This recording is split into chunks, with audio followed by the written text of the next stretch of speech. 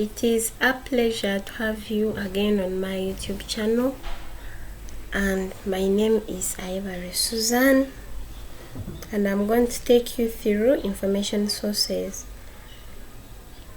Information sources are any materials, records, or documents that provide data or knowledge on a particular subject.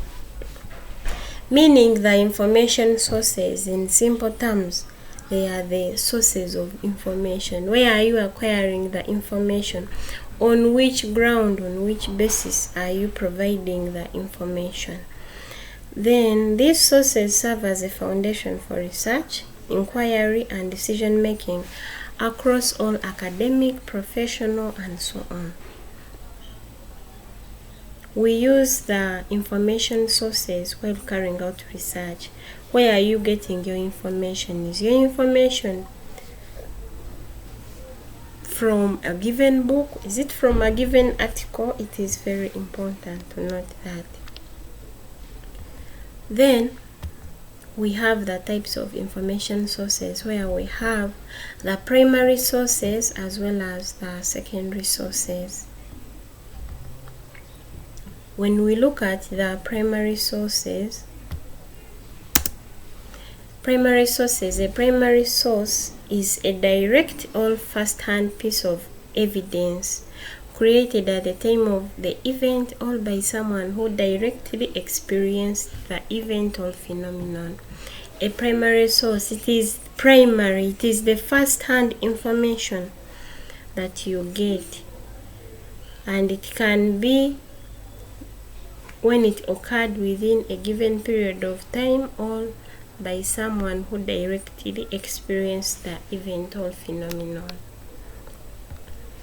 We have the characteristics of the primary sources, and one of them is originality, in a way that when obtaining information from the primary source, you obtain original information, which is original from the source itself.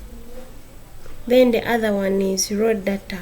Primary sources often provide raw data, all unfiltered information. The way it is how it is provided within the primary sources. For example, a scientist's original lab note might have data that could later be analyzed and interpreted in secondary sources. When a scientist provides given data, maybe when the scientist is from collecting given piece of information, the way the scientist has acquired the information, it is the same way that it will be provided within the experimental results. Then we have unmediated evidence, whereby for the primary sources there is no interpretation or analysis for another person. The source itself is the evidence.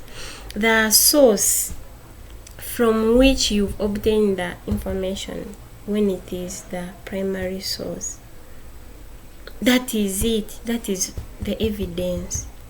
Then it is also time related, in a way that they are closely tied to the moment in which they were created, making them especially valuable for understanding historical, cultural, or social contexts within that given time when the event occurred. Then it is the source. Examples of primary sources: we have creative works like poems, whereby someone comes out with his or her own poem. We also have artwork created during a particular period.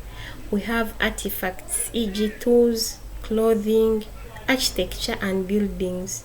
We also have scientific data, e.g. raw data from scientific experiments, where once a scientist has been carrying out an experiment, at the end of the experiment, that data he or she provides is the scientific data. Thank you for listening and for always following. Let us all keep in touch as we learn more from this. And that was the tutorial about the primary sources as well as the introduction to information sources. Thank you for listening.